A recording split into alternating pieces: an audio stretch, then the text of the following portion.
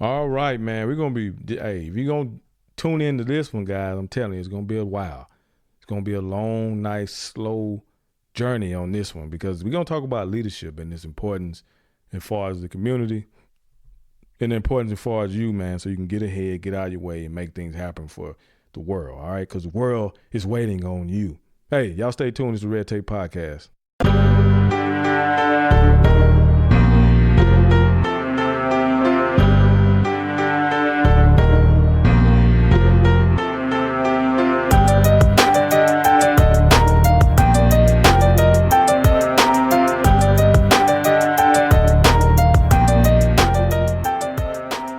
All right, guys, as promised, I'm here today. To just talk to y'all a little bit about leadership because leadership is always important. Serving leadership is something that I learned, something that is near and dear to me because I feel like without it, we can't do anything in life.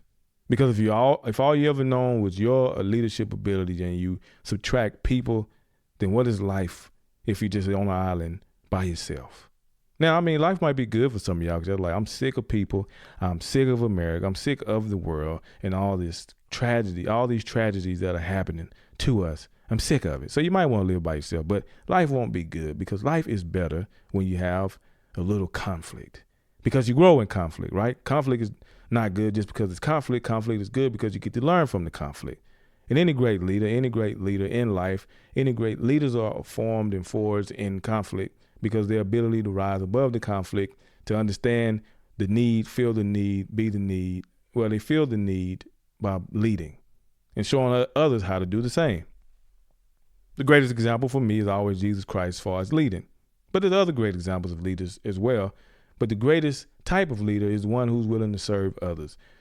Transformational leader is great because, for most leadership courses, you hear transformational leadership being the top, the pinnacle of all leadership because you get people transformed by seeing what you do and they do exactly what you do and they transform themselves. And then because when you start changing other people to be like you see your leadership and they end up doing the same things and they create that over and over and over and over and over again.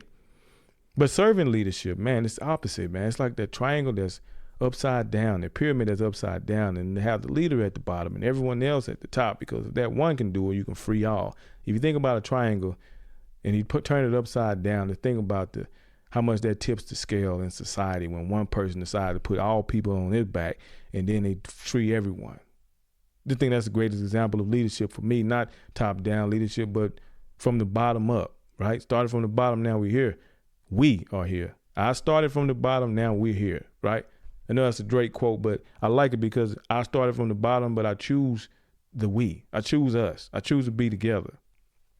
I always choose people. In my own experience, when I have people in my life and we can do things together, we balance each other to make use our strong points and then the weak points we strengthen, right? So you don't be as weak as you started. You get stronger. Maybe still deal with some weak moments in your life, but when you serve other people and people serve you, guess what? Those weaknesses that you have become a little stronger. And after a while, they're not even a weakness anymore because you've conditioned yourself to spar with other people. Like I tell my friends, man, we spar with one another to sharpen us. Now we joke and laugh and have fun like I talked about before, but we ultimately are trying to be better men at the end of the day.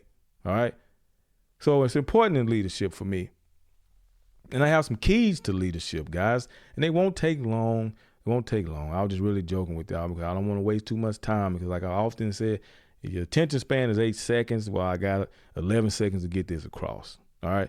Because anything longer than that, y'all gonna be like, I'm tuning this guy out because what is he talking about? So let's get right to it. So for me, in no particular order, number one, though, I'm gonna say is serving. You got to be willing to serve other people. And that means you got to use humility. You got to have humility when you're serving other people. And then you also got to be able to understand that it ain't always about you. I have to make sure I say it. It ain't. It is not always about you. A lot of times leaders get caught up in wanting to be leaders because of the infatuation that it's about them. What decision is he going to make? And wait a minute, I'm going to tell you what we're going to do. No, that's not what great leaders do. Actually, great leaders often go without saying much of anything because they're leading by example. And then when they speak, they saying something that means something because sometimes always talking is not good. You get those leaders at your job that just, because of their positional Because of the position they in, you follow them, obviously because you have to, because they had the qualifications to make them a leader. But that leadership is really not much of a leadership at all. You only follow them because of respect to the position, maybe not even the person. But you get to the ability of servant leadership, you have a relationship with that person. Now, you're still going to respect them for the position that they're in, but as a servant leadership, you care more about the person than you do the mission. But see, the mission gets done because the person understands the respect that you have for them and getting the job accomplished. A lot of people think you just have to do top-down talk and push the mission down. Now, in the military, that is necessary, but you still have to have, if you don't have a connection with the people, then there is always and will be forever a disconnect, which is why we disconnected in politics, because now you seem like they sitting from up on high and they beating down all these rules and not changing anything, not helping us with anything, not showing us the way. So you have to first be willing to serve. You have to first be willing to be humble to make the change happen. And if you can't do that, then I don't want you leading me anywhere. See, if I see that you're willing to serve the people, even Demarius Nelson will follow you. And that's saying a lot, because I do not like following anyone because I see how people are leading. But people will more than likely follow you if you lead in a way of strength. And that is by showing your resolve, by your ability to not use power, but work and operate with the authority given to you by first serving the people in the form of a relationship. One key thing about Jesus Christ, he said, the sheep know my voice. Well, the sheep can't know your voice if it's not a personal thing with you.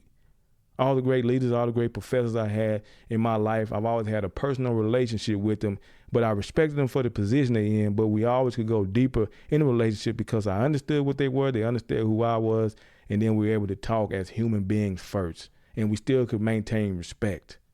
You dig? That's what you got to have. If you're coming to me like Yosemite Sam, guns blazing, talking about this is what we're going to do, I am a grown man. You know what I'm saying? And I'm going to do what I want to do always. See, people, it's always a beautiful thing when people choose to follow you versus you force them to follow you because of your position or because you have power or things like that. Eventually, they're going to rail against you, right? Eventually, they're going to. They're like, I'm sick of it. We're going to make a change right now. Cut off his head. You know what I'm saying? That's how I go. But anyway, we'll move forward. The second thing is a communicator. You have to be an effective communicator, effective and efficient communicator. I have one of my boys, he always talk about efficiency. And if he ain't doing the things the right way, if he missing seconds out of the day and he getting it wrong, he's like, I wasn't efficient today. I got to do better tomorrow. Man, I ate too many calories today. I got to do better tomorrow. Like, hey, man, look, I don't do any calorie count. I just eat. Now, I do care about my health. Maybe I should care about it a little bit more like he does, but I'm just living life, Jack. I'm living life. So you got to be an effective communicator. And one way to be effective in the communication is to understand the goals that you're trying to achieve. If you don't have a vision with the communication that you're trying to give, guess what? We're just communicating. So now we're just having a conversation with no meaning. Now, it's okay to have some conversations. I know some of y'all like to gossip out there about people. I know I was gossiping about these Cowboys this morning and all week and all year because they terrible right now, right? So we just gossiping, talking about it. It's not changing any lives, but we just, taking a break. So we're just going to talk about something. Not effective communication, but it's something that just, help us get through the day. A little entertainment to break all of the how life can be sometimes hard. But communication is effective, man, because just like if you teach someone in school, they're not going to learn if you're not effective of visually stimulating, if that's how they learn. They learn by touch, all those things that they need to learn, auditory learning, so on and so forth. Y'all know how I go with the learning. I'm sure all of us have done 1,000 of those surveys about how we learn. But you got to know how people learn when you have an audience. If you don't understand that, then, you're not going to be an effective leader, especially serving people. And the first thing when you're serving people, you probably want to listen to them more. You want to do less talking and listen to them more, right? So you know what they need. And then also you got to be competent as a leader. A lot of people out here aren't that competent, but they're leading. And you're like, boy, this is the dumbest leader we've ever had. And you're like, I don't know what's going to change in this situation, but please let something happen, because this guy right here does not lead well. We all know somebody like that. So you want to be competent as a leader, understand the job, because if you get in a position where you have to lead in a company, in a family, wherever the case it may be, you want to be able to lead in a way that you're competent to do the job. Because when you're competent, you happen to be more confident, right? And then you can utilize the skills that God has blessed you with to make it happen, whatever organization or family, what friends that you're blessed with. Because one thing sucks is having an incompetent leader who lacks skills, right? That's why we like LeBron James and Kobe Bryant and a lot of these athletes a lot of time, because they're competent in their job and then they got the skills to back it up. Like, people used to hate Deion Sanders, who was a defensive back for Atlanta, then Dallas, then San Francisco, then a bunch of other teams after that. But we all love him because I liked him because he could talk noise and he can back it up. He was overconfident, but he was competent. And then he was competent in his confidence because he had the skills to do the job. And that's what you got to make sure, that you have the skills to do the job as an effective leader. If you're serving, if you're going to be an effective servant leader, you're going to have skills. You got to be competent, serve, communicate well, and also have the skills to go with everything, to lead them through where they're trying to go. I think those are a few good things, guys, right there.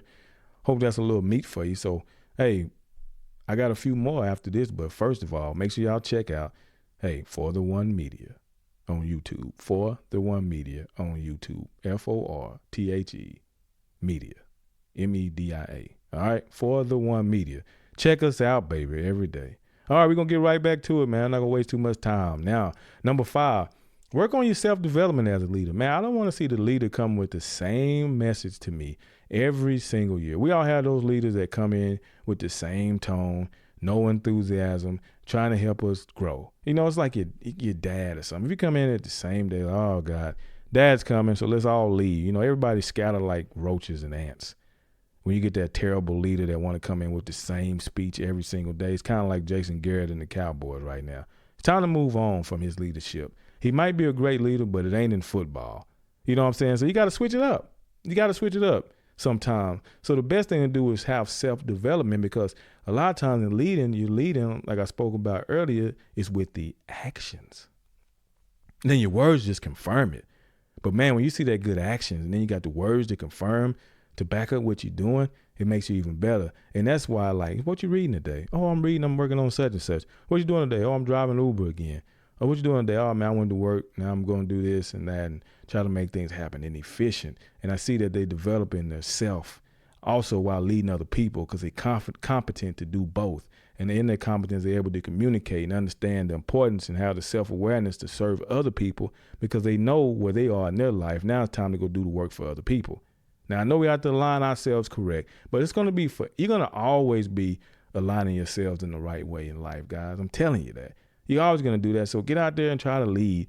If not anyone else, yourself first. And then there's going to be somebody that's going to follow you. Little Timmy's going to follow you eventually. Said, let's give him a shot. He's been working hard. Let's give her a shot. One of them. All right. And last thing is, number 6 for me is to restore. The most important thing is to restore. You got to be able to restore yourself. And that's going to come through self-development and reflection, right? That's going to come through competence and your ability to communicate, not just verbally, but through writing as well, right? So you have to understand where you stand. You have to have a time and a second to restore yourself. That's why that day out the week where you're doing nothing is significant, because it's going to help you grow. Restoration is everything to people that lead, because if you never have an opportunity to recover, if you don't get out there to play golf, you don't have the ability to go snowboarding or water wakeboarding, whatever they call it, skiing, or whatever, anything you do, all right, skydiving, whatever it is that you need to do, you got to be able to do it on your rest day. All right, you have to rest, because you need a time to reflect so you can restore yourself. Because when you're serving other people and you want to be a servant leader, which is the pinnacle of all leadership, and when you're dealing with people, they are tiring. There's no ifs, ands, and buts about it. If you got a wife, she going to wear you out. If you got a husband, he going to wear you out. You know, men, we like to complain a lot, little things that bother us. When you got kids, oh, goodness, you know what time it is. Mom, dad, sisters, brothers, somebody always got something going on. And if everybody's perfect in life, the news is tragic. So, you know, you got to have that time to recoup, to make yourself better. Because if you don't have that time to recoup and make yourself better, then, man, you're just going to be a great leader that lived at one time, that took his life or couldn't be as great as he wanted to be, because every day he felt like he had to do something. So rest is very important, and rest would be my number one thing on this list, Because if you're not competent enough to know that you need rest and your health is important, is even more important than the work that you're trying to do, then you won't get anything accomplished, all right? So you just hang it up. So I'm going to tell you this right now. In all things that we do, be a model by what you do now and not by what you will do, all right? Be a model by what you do now and not by what you will do, all right? Be a model right now. The ugly truth is, man, life is going to be hard. It's going to be troublesome. There's going to be a lot of things that come at you every single stinking day. All right, guys. Now, the important thing in life is your leadership in life should outlive you, meaning it should be a legacy. See, when you do what you're supposed to do as a leader in your life and you live a life with meaning and you serve other people, then in your death will be greater than the life that you live, because you know, what you implement in life, in writings and talking and teaching, that will go on to other people, and other people will take what you did and how you live and how your actions showed and backed up what you said. They'll want to implement that in their lives. That is what's important. That's what discipleship is all about. That's why I follow Christ, because what he did, his actions and his words lined up. So now I must follow somebody that got it right the first time, right? Without failing. Without fail, he conquered the world. And that's what we're going to do. We're going to follow in his footsteps and conquer the world by serving others first. And then your leadership will be reflected in your death, because your life that you live shined. So in your death, other people have the ability to live and shine as well. All right? And that's the good truth about life. You got to finish strong, guys, because we got a long way to go. I don't know how much time you have. I don't know how much time I have, but I know one thing where we're going to do is finish strong. All right? And I heard this quote, and it said, be a model by what you do now and not by what you will do. Think about that. Hey, this is Red Tape Podcast. As always, I'm your host, Demiris Nelson. This is brought to you by For the One Media, where we move progressively forward in a conservative way. Like I said, business is booming, Jack. We're making things happen. Hey, y'all have a great day. Peace.